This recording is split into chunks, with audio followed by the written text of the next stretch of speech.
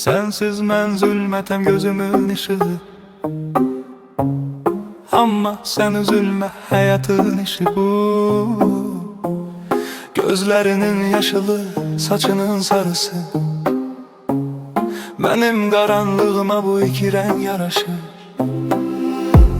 Sensiz mən zülmətəm gözümün ışığı. Amma sen üzülmə, həyatın işi bu. Gözlərinin yaşılı, saçının sarısı. Benim qaranlığıma bu iki rəng yaraşır. Sen ışıqsan mən zülmətəm, dözürəm sensiz zülmətək.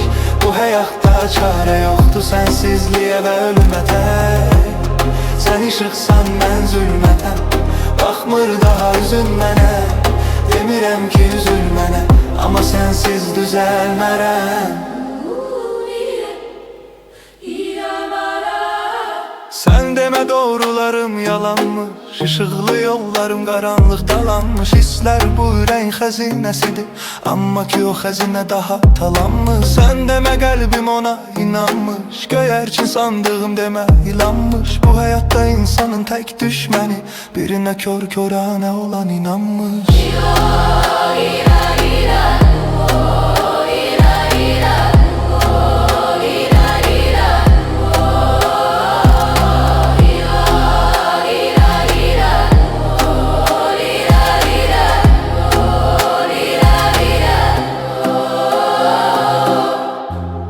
Sensiz mən zülmətəm gözümün ışığı. Amma sen üzülmə, həyatın işi bu. Sen ışıqsan mən zülmətəm, dözürəm sensiz zülmətək.